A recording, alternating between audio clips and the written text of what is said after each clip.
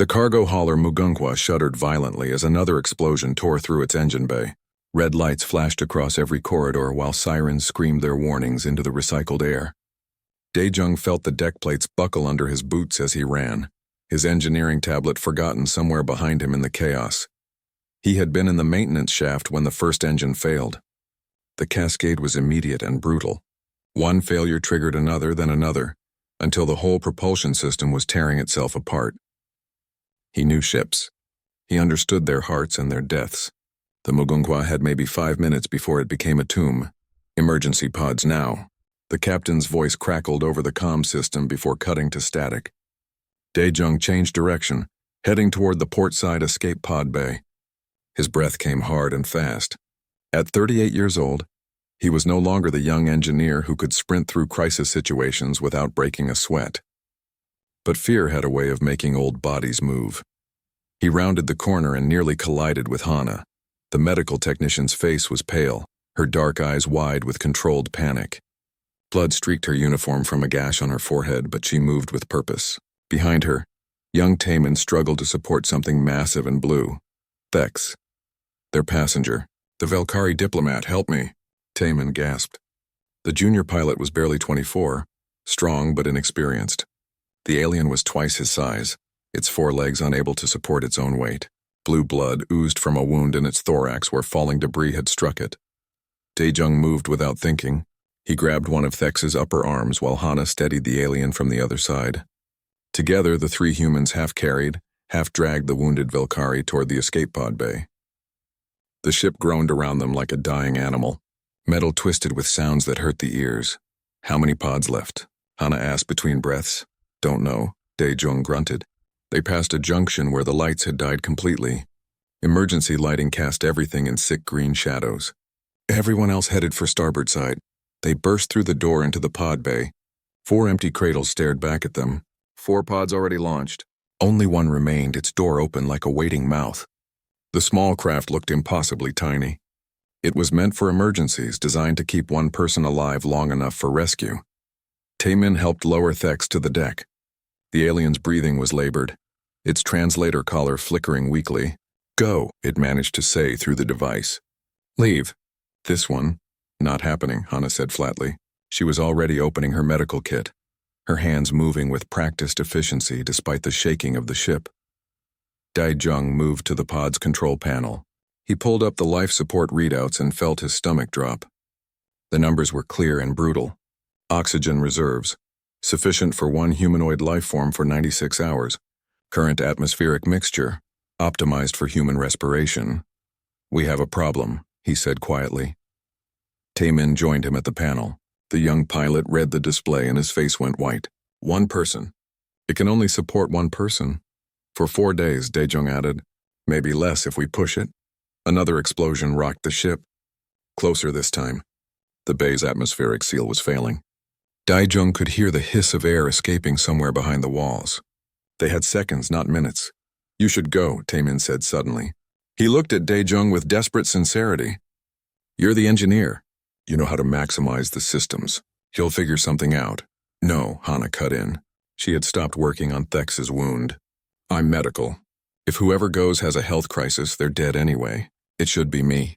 Daejung stared at both of them. These 2 young people ready to die so another could live. Something old and painful twisted in his chest. He had lost his family in the Mars colony disaster 5 years ago.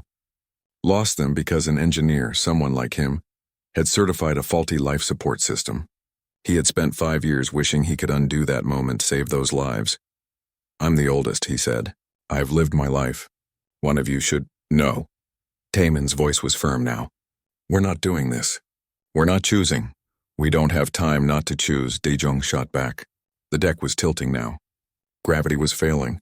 In 30 seconds, this section decompresses and we all die here. Thex made a sound, something between a cough and a whistle. Human-eyed choice. Illogical. The translator was failing, but the words came through. Save. Best specimen, protocol. Hana laughed. It was a sharp, half-broken sound. That's not how we work, she met Daejung's eyes. Then Taemin's. Something passed between the 3 of them. No words, no discussion, just understanding. Help me move Thex, Hana said. They lifted the Valkyrie together. The alien was heavy, its body dense with muscle and strange biology. Daejung's back screamed in protest, but he kept moving. They manhandled Thex through the pod's narrow door. The alien tried to resist, its translator spitting confused protests, but it was too weak. Taemin climbed in next, then Hana. Daejung took one last look at the dying ship, then squeezed himself into the pod. There was barely room. They were pressed together like cargo, human and alien bodies crammed into a space meant for one. "Close it," Hana yelled. Daejung slammed his hand on the door control. The hatch sealed with a hiss of equalizing pressure. Immediately, the pod's emergency launch sequence activated. Explosive bolts fired. The small craft shot away from the Mugunghwa like a bullet from a gun. Through the small viewport, Daejung watched their ship die. The Mugunghwa folded in on itself as its reactor finally gave up. Fire bloomed in the vacuum, bright and terrible and silent. Then they were tumbling away, spinning through the black, and the ship was just debris. Inside the pod, warning lights flashed red. The AI's voice was calm and emotionless as it delivered its assessment. Critical oxygen deficiency detected. Current reserves insufficient for occupant load. Estimated survival time 28 hours. Recommend immediate reduction of passenger count to sustainable levels. Nobody spoke. They were all breathing hard, pressed together in the cold. Daejung could feel Hana shaking against his shoulder. Taemin's face was buried against Thex's side. The alien's blue blood was getting on everything. 28 hours, Taemin finally whispered. "That's all?" "That's all," Daejung confirmed. He looked at the control panel, his engineer's mind already racing. 28 hours, not enough time for any rescue. Not enough time for anything except a slow death by suffocation. Hana shifted, somehow finding space to open her medical kit. "Then we make it more," she said simply. Her hands were steady now. "We make it more or we die trying." "We're already dead," Daejung said. But even as the words left his mouth, he was pulling up the life support schematics. His fingers moved over the controls, searching for something, anything they could use. Thex's translator flickered. "Humans illogical, save this one. For nothing." "Maybe," Taemin said. He found a manual temperature control and started dropping the cabin heat. "But at least we die together. That counts for something." The pod tumbled through space, 4 lives clinging to existence in a container meant for one. The oxygen counter ticked downward.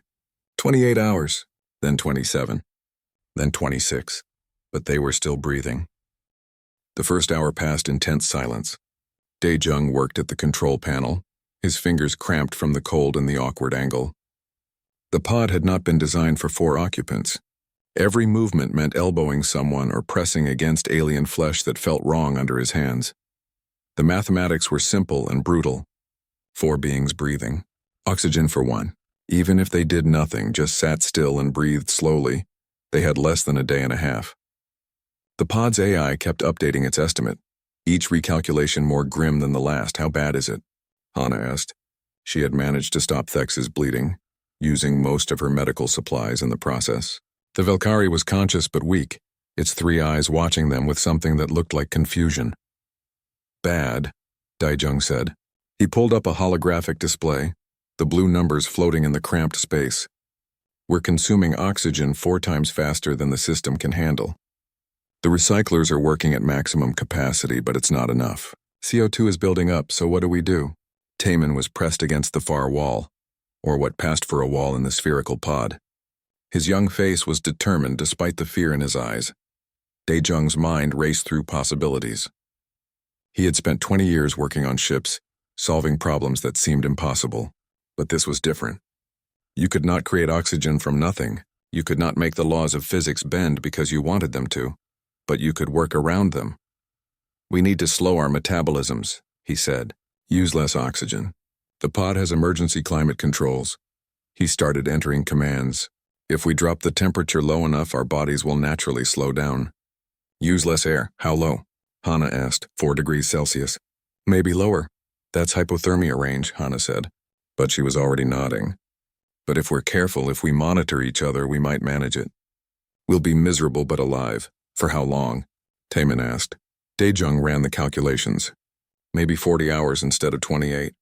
"Maybe more if we're lucky." "Lucky?" Taemin laughed bitterly. "We're trapped in a coffin meant for one person with an alien who needs different air than us." I'm not sure luck is on our side. Then we make our own luck, Hana said. She was already preparing sedatives from her kit. Thex needs to sleep. The less it moves, the less oxygen it uses from our shared air. Daejung, drop the temperature.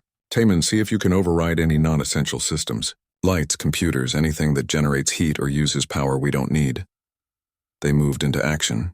Daejung activated the emergency cooling. The pod's heating elements shut down and the temperature began to drop. Within minutes, he could see his breath. Within 10 minutes, he was shivering. Hana administered the sedative to Thex. The alien's translator made a questioning sound before it slipped into unconsciousness. Its massive body relaxed, taking up even more of the limited space. Timon worked at a secondary panel, shutting down systems one by one. The lights dimmed to almost nothing. The constant hum of electronics faded. The silence was oppressive, broken only by the sound of breathing and the occasional beep from the life support system. I've got something, Taemin said suddenly. The pod has maneuvering thrusters. If I fire them in sequence, I can create brief periods of microgravity. When we're weightless, our hearts don't have to work as hard to pump blood. We use less oxygen. Do it, Daejung said. Every little bit helps. The pod lurched as Taemin activated the thrusters. For a few seconds, they floated. The sensation was disorienting in the dark, cold space. Then gravity returned as the thrusters stopped.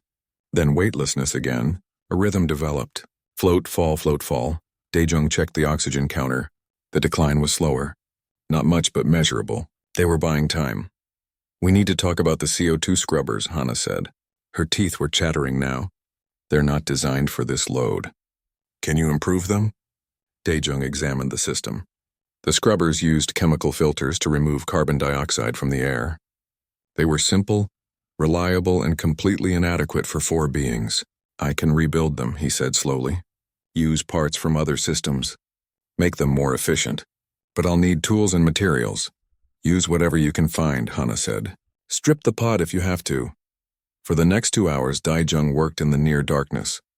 He tore apart the entertainment system, the redundant communication arrays, even the decorative paneling. His fingers went numb from the cold. Several times he had to stop and warm his hands against his own body before continuing. He rebuilt the CO2 scrubbers using medical tubing from Hana's kit, wiring from the dismantled systems, and chemical packs he found in emergency lockers. The result was ugly and improvised, but when he activated it, the air quality readings improved. How much time did that buy us? Taemin asked. 5 hours. Maybe 6. Daejung slumped against the wall, exhausted. But it's not sustainable. The chemicals will run out. I can rebuild it again, maybe twice, but eventually we'll run out of materials. Then we'll deal with that when it comes, Hana said. She was monitoring everyone's vital signs with a handheld scanner. Right now we focus on the next hour, then the next. Small goals. Achievable ones. Taemin laughed, a sound edged with hysteria. Is this really happening? Are we really doing this? We're really doing this, Hana confirmed. Thex stirred in its sleep, murmuring something in its own language. The translator was powered down to save energy, so the words came through untranslated. They sounded lonely in the dark. Why did we save it? Taemin asked quietly. We could have left it on the ship, gone one at a time into the pod. Someone would have survived. Daejung was silent for a long moment. He thought about Mars, about his wife and daughter who died because someone made the logical choice to save money instead of lives. He thought about all the times in his life when logic had seemed so much more important than feeling. Because that's not who we are, he finally said. Humans don't leave people behind. We don't choose who deserves to live and who doesn't. We find another way. Even if that way kills us all? Taemin pressed. Even then, Hana said softly. Because if we have to become monsters to survive, what's the point of surviving? The hours crawled past. They took turns sleeping. Never more than one person at a time. Daejung monitored the systems obsessively, coaxing every extra minute of life from the struggling pod. Hana performed acupuncture on all of them, using ancient techniques to slow their breathing and heart rates. Taemin kept adjusting the thruster sequence, finding the optimal pattern to reduce their oxygen consumption. 28 hours came and went. They were still alive. The pod's AI updated its estimate. 51 hours total survival time. We beat it, Taemin whispered. We beat the original estimate. Don't celebrate yet, Daejung warned. But he felt it too. A small spark of hope. They had taken an impossible situation and made it slightly less impossible. It was not much. It was not enough. But it was something. In the cold and dark, pressed together in their metal coffin, 3 humans and 1 alien continued to breathe. The oxygen counter ticked downward, but slower now, slower than it should have been. They were rewriting the mathematics, one desperate innovation at a time. Thex woke briefly, its eyes focusing on the humans around it. The translator powered up for just a moment. "Why?" it asked. "Why, try." "Because we're human," Hana said simply. "We don't know how to give up." The translator flickered and died again. But Daejung thought he saw something in the alien's eyes. Understanding, maybe. Or perhaps just confusion at these strange creatures who refused to accept death. They had bought themselves time. Not much, but enough to try again. Enough to keep fighting. In the darkness, that would have to be enough. Hour 43 arrived with a crushing headache. Daejung felt it building behind his eyes, a pressure that made thinking difficult. CO2 buildup. The scrubbers were failing again. He had rebuilt them twice already, but the materials were running out. Soon there would be nothing left to salvage. His fingers were blackened at the tips. Frostbite. The temperature had dropped to 2 degrees and showed no signs of stopping. The pod's failing systems could not maintain even that minimal heat. They huddled together for warmth. Human and alien flesh pressed close in the dark. Taemin was worse off. The young pilot's breathing had become shallow and irregular. His lips had taken on a blue tinge that worried Hana constantly. She checked his vitals every few minutes, her medical scanner running on its last power reserves. "He needs oxygen," she said quietly to Daejung. "More than he's getting. His system is starting to shut down." "We all need more oxygen," Daejung replied, but he watched Taemin with concern. The young man had barely complained through any of this. He just kept adjusting the thrusters, kept trying to help even as his body began to fail. Hana reached into her kit and pulled out 3 small injectors. Stimulants. The last ones she had. "These will help keep us alert, keep our systems functioning a bit longer." She administered one to Taemin first, then turned to Daejung. "Your turn. What about you?" he asked. "I'll take the last one." She pressed the injector to his neck. The drug hit his system like cold fire, sharpening his thoughts and making his heart race. Not good for oxygen consumption, but better than slipping into unconsciousness. He watched as Hana gave herself the final dose. 3 injectors. 3 humans. She had included herself as an afterthought, taking no more than anyone else, even though as their medic she could have justified an extra dose. Thex observed this with its 3 unblinking eyes. The Valkyrie had been awake more often now, the sedatives running out just like everything else. Its wound had stopped bleeding, but the alien moved stiffly, clearly in pain. When Taemin's breathing became dangerously shallow an hour later, Daejung and Hana acted without discussion. They positioned themselves on either side of the young pilot and began manually ventilating him. Pressing his chest, counting breaths, forcing air into his lungs. They took turns, trading off every 15 minutes when their arms grew too tired to continue. It was exhausting. It used precious oxygen, but neither of them suggested stopping. Thex made a sound, something between a whistle and a click. Its translator had enough power for a few words. "Inefficient, wasteful, let weak one go." "No," Hana said flatly. She did not stop the chest compressions. "We don't do that.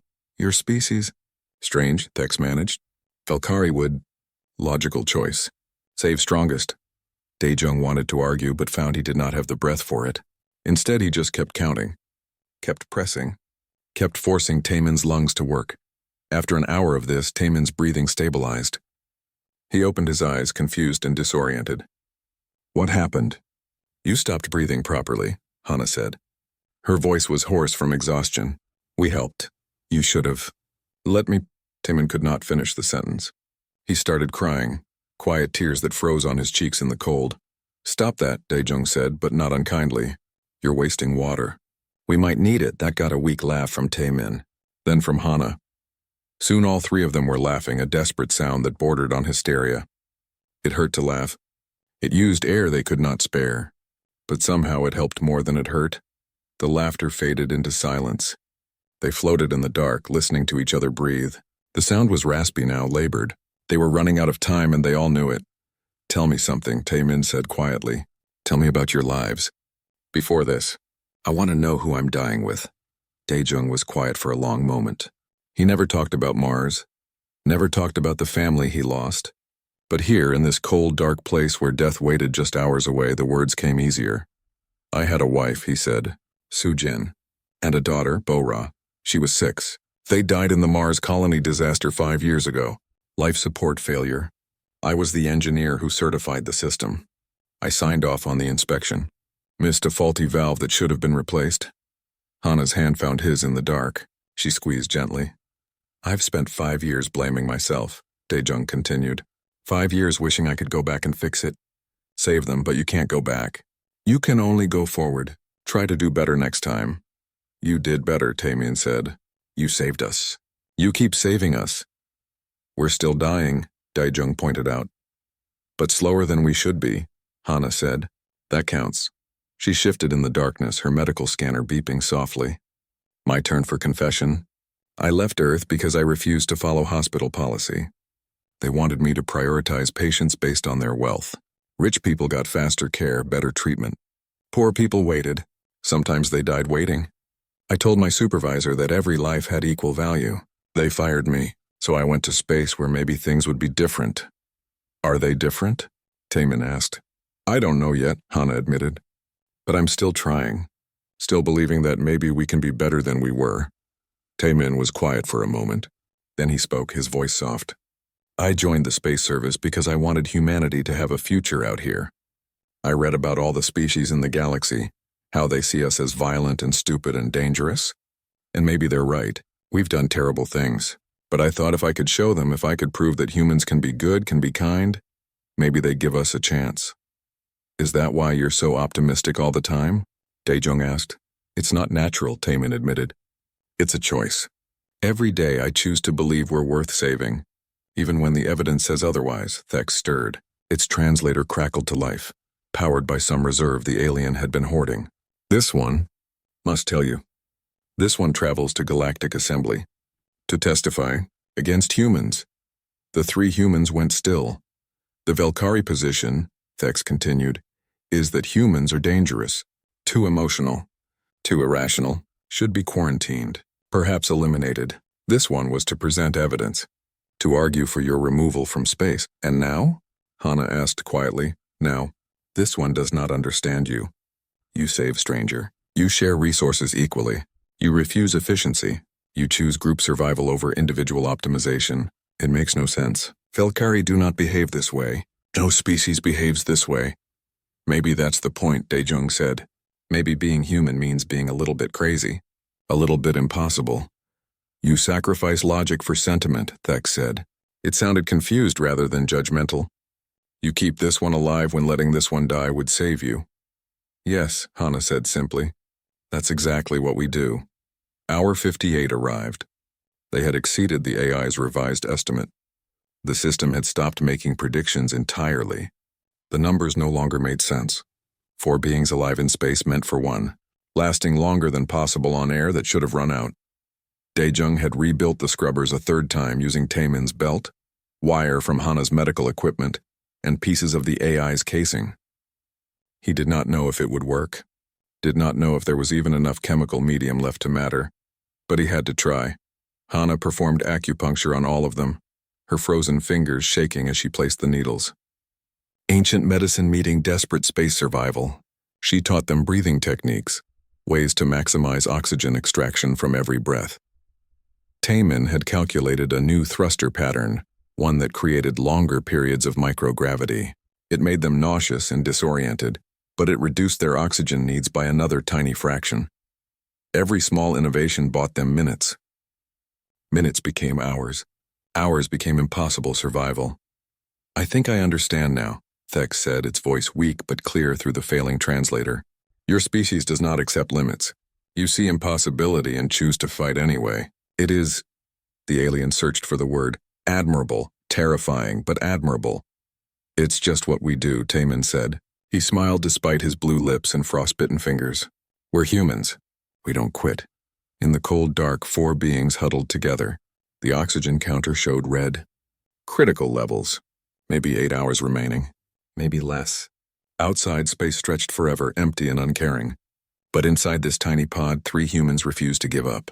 They kept thinking, kept trying, kept believing that somehow they would find a way.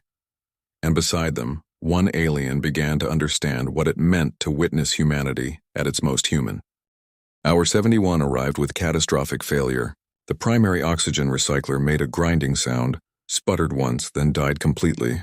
The sudden silence was terrifying. That steady hum had been their lifeline, their heartbeat. Now it was gone.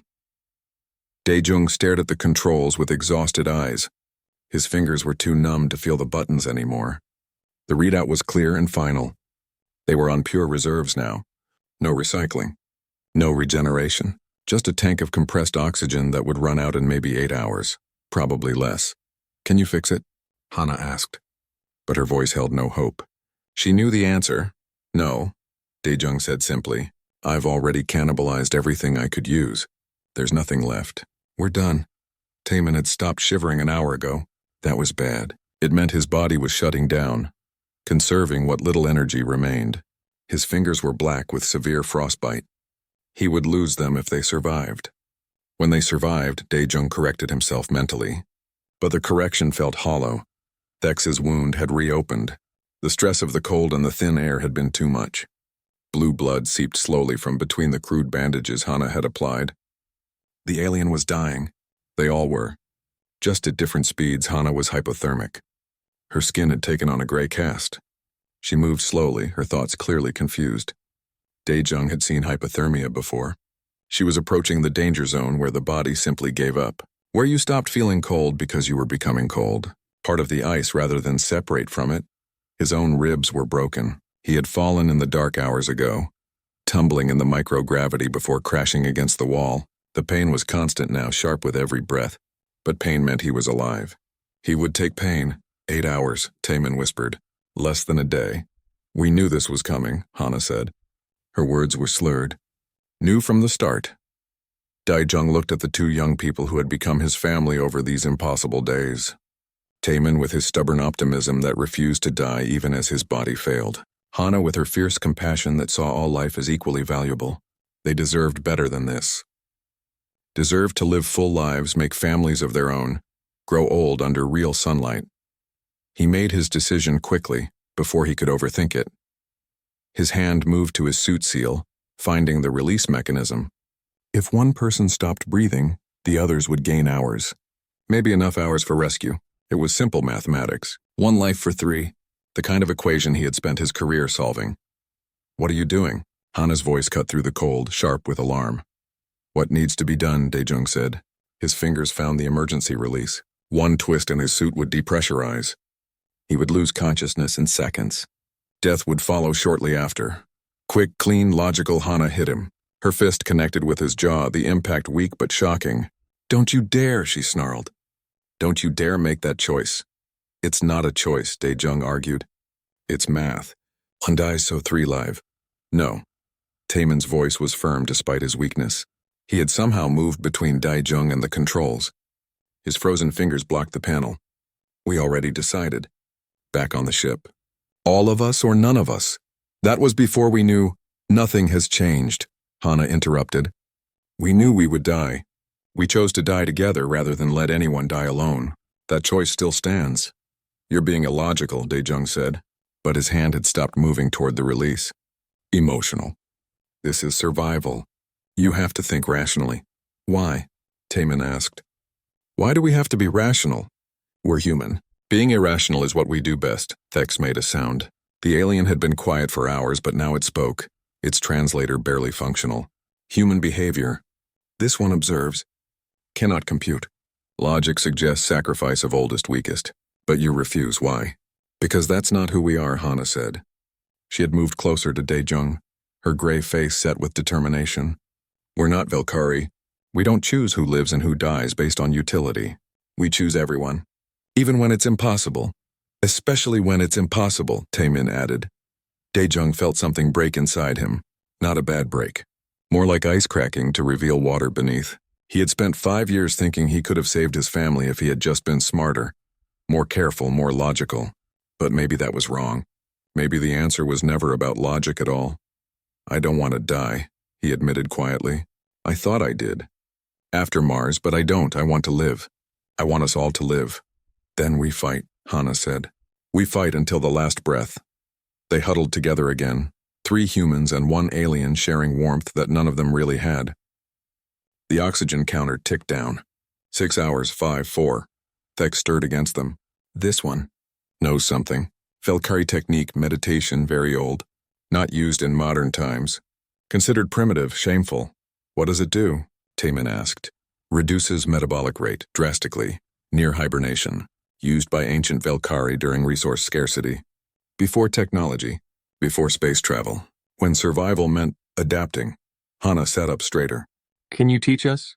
Uncertain, require connection, emotional bond, trust. Velkari no longer practice. This one learned from elder. Against protocol. Sentimental foolishness, they said. Can we try? Daejung asked. It may not work. Your biology different, may fail. May succeed, uncertain. Everything we've done has been uncertain, Taemin said. Let's try. Thex began to teach them. The process was difficult to explain through the failing translator.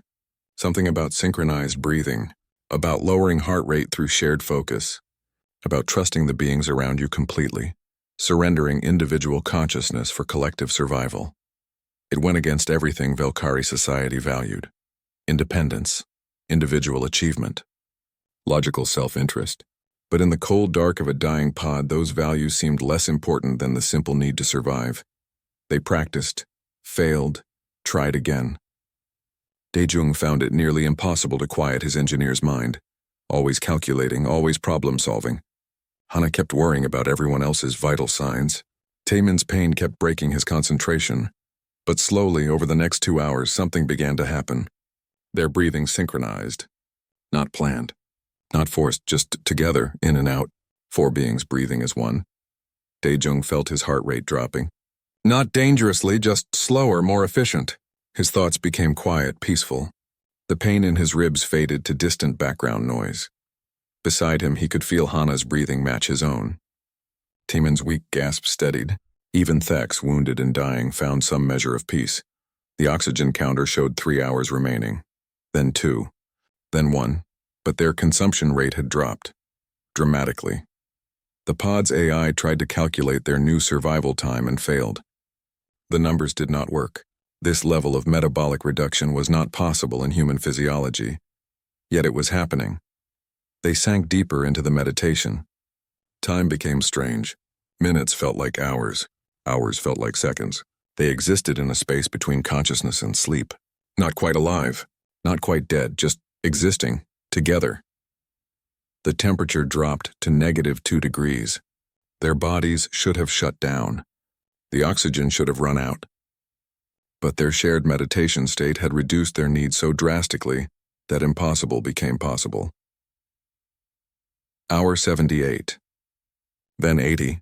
Then 82. Somewhere far away, a patrol ship picked up their distress beacon. The signal was weak, barely detectable. The ship's sensors showed impossible readings.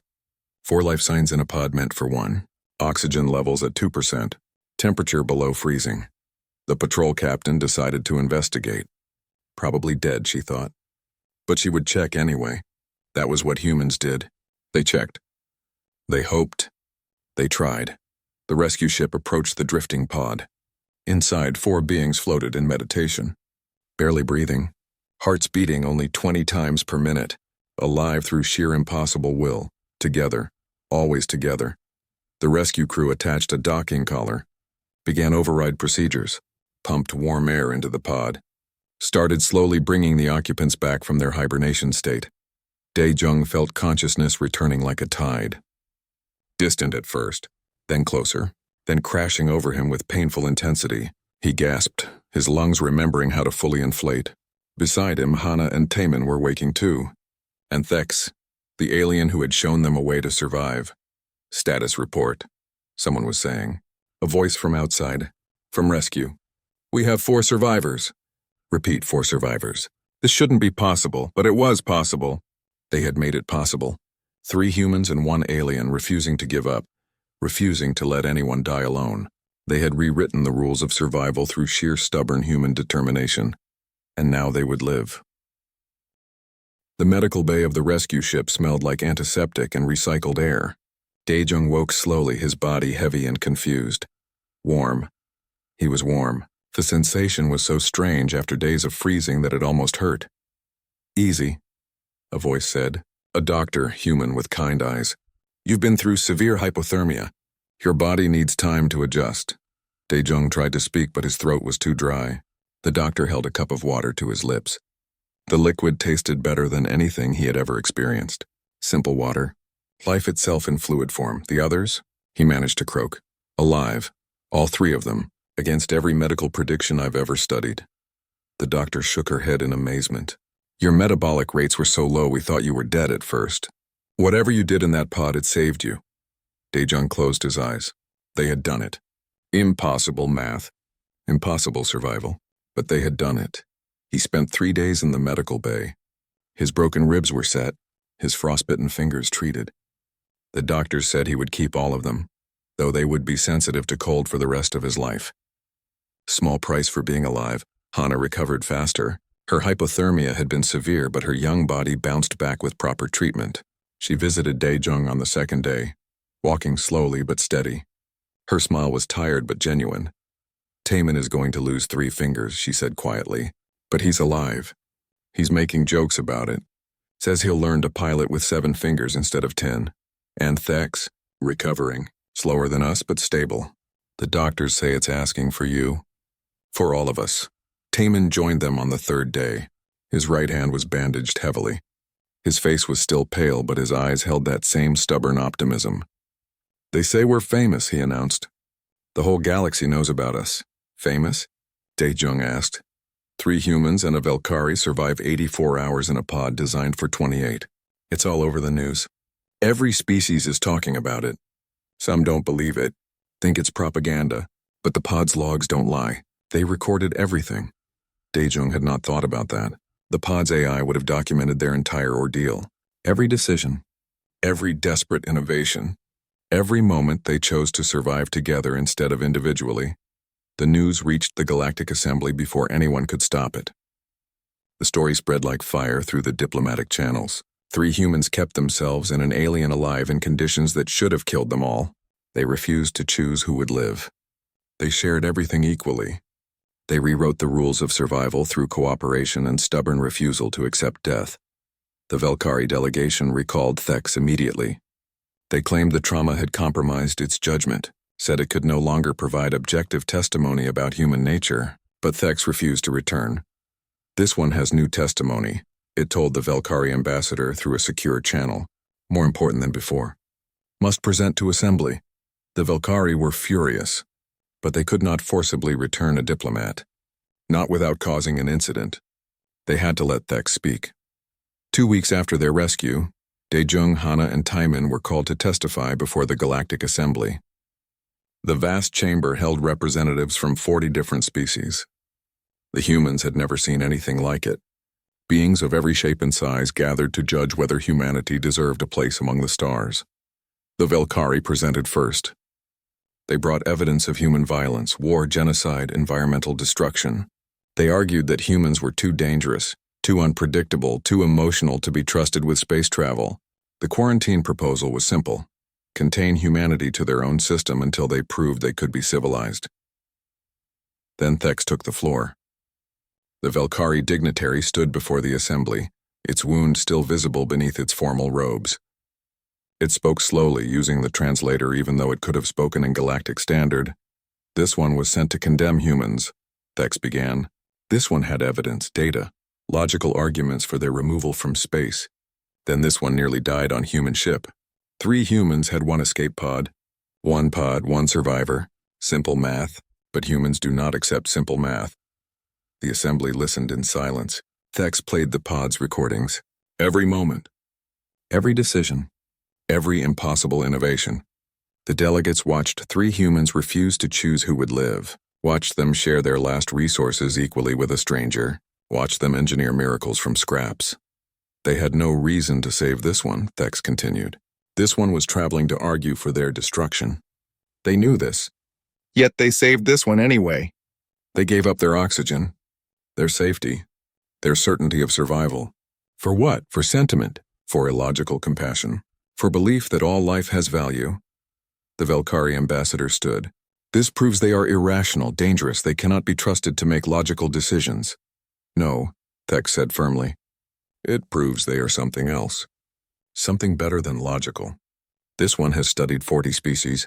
I'll follow efficiency. I'll choose optimal outcomes. I'll prioritize individual or group survival according to mathematical models. But humans refuse these models. They choose differently. They choose together. Daejung was called to speak. He stood before the assembly, feeling small and inadequate. How could he explain humanity to beings who had been traveling stars for millennia?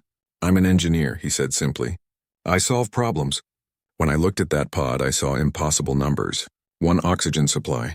4 beings. Math said we all die. But math doesn't account for human stubbornness. We don't accept impossible. We see impossible and we fight, we adapt. We find another way.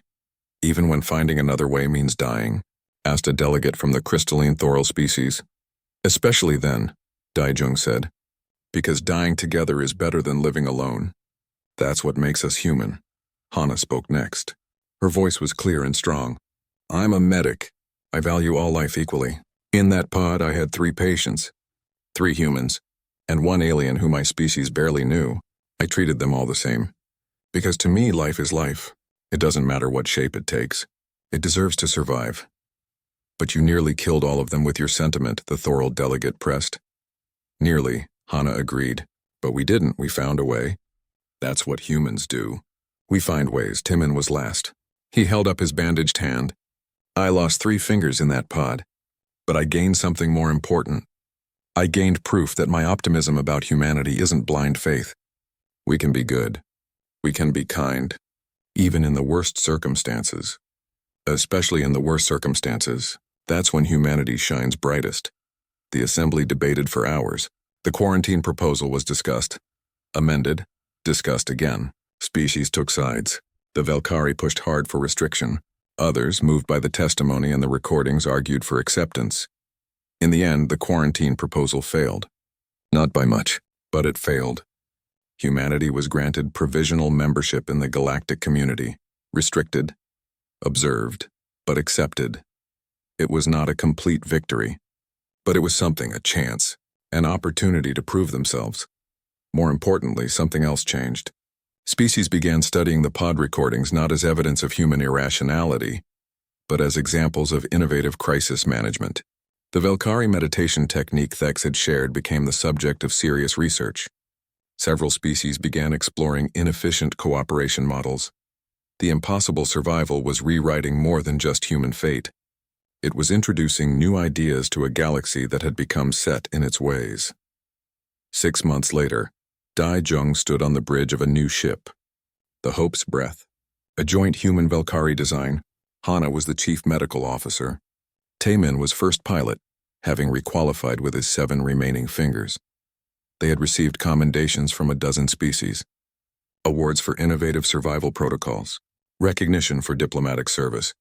But none of that mattered as much as the simple fact that they were alive and together. Thax visited before their launch. The Velkari had healed completely, though it walked with a slight limp now.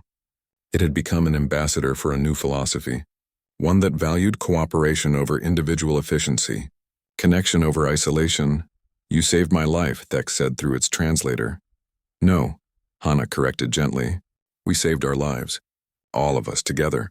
Thex bowed in the human fashion. The gesture was awkward for its physiology but deeply sincere. This one has learned much from humans. Most important lesson. Sometimes the illogical choice is the only logical one. Sometimes survival means refusing to accept the mathematics of death. What will you do now? Taemin asked. This one will teach, Thex said. Teach Velkari. Teach other species. Teach them what this one learned in Cold Dark Pod. That connection is strength. That compassion is survival. That sometimes the weak choice is actually strongest choice. The Velkari departed. The Hope's Breath prepared for launch. Daejung checked the life support systems one final time. Everything was perfect. More than enough oxygen. Proper heating. All safety margins exceeded. Kind of boring when everything works properly, Taemin said with a grin. Boring is good, Hana said firmly. I've had enough excitement to last a lifetime. Several lifetimes, Dae-jung agreed. He initiated the launch sequence. The ship rose smoothly, breaking free of the station's gravity. Space opened before them, vast and full of possibility.